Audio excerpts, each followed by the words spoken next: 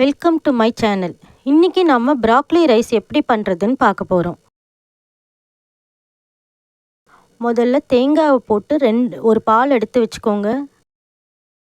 நான் இன்றைக்கி பாஸ்மதி அரிசி யூஸ் பண்ணுறதுனால 1 கப்புக்கு 2 கப் பால் ஊற்றுறேன். சாதா அரிசிலையும் நம்ம இதை பண்ணிக்கலாம்.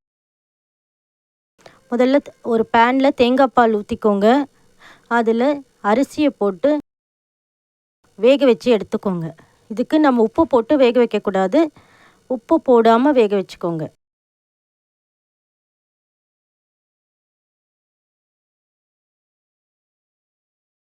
இப்போ சாதம் நல்லா வெந்துருச்சு.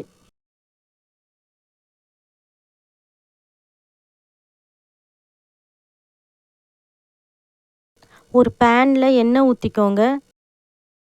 அதில் நம்ம நறுக்கி வச்சுருக்க வெங்காயத்தை போட்டு நல்லா கோல்டன் ப்ரௌனாக வதக்கிக்கணும்.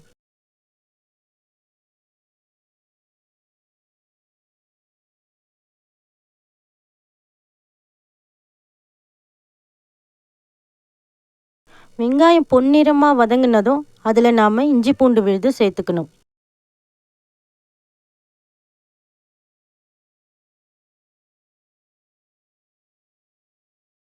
இஞ்சி பூண்டு விழுதோட பச்சை வாசனை போன உடனே நம்ம வேக வச்ச கொண்டக்கடலையை இதில் சேர்த்துக்கிறோம். இதோடையே நம்ம ப்ராக்லியும் சேர்த்துக்கலாம்.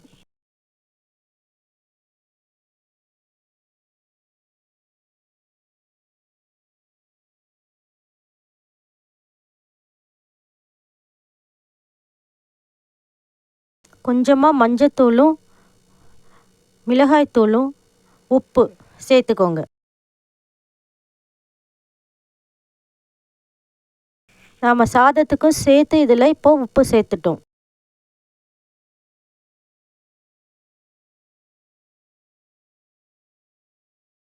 இப்போ எண்ணெய் பிரிகிற வரையிலும் இதை நாம் கொஞ்சம் நேரம் வதக்கணும். இப்போ நல்லா எண்ணெய் பிரிஞ்சு வதங்கிருச்சு. இதில் இப்போது நாம் தேங்காய் பாலில் வேக வச்ச பாஸ்மதி ரைஸை போட்டுக்கிறோம்.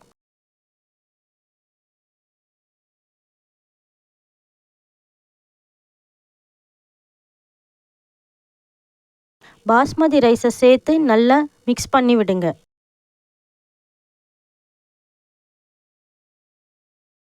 கடைசியாக இதில் டெசிகேட்டட் கோகோனட் 1 ஸ்பூன் போட்டு மிக்ஸ் பண்ணி இறக்கிடுங்க. அவ்வளவுதான், சுவையான ப்ராக்லி ரைஸ் ரெடி ஆயிடுச்சு. இதில் நம்ம கொண்டக்கடலை ப்ராக்லி எல்லாம் போட்டிருக்கிறது ரொம்ப ஹெல்த்தியான ரெசிபி இது.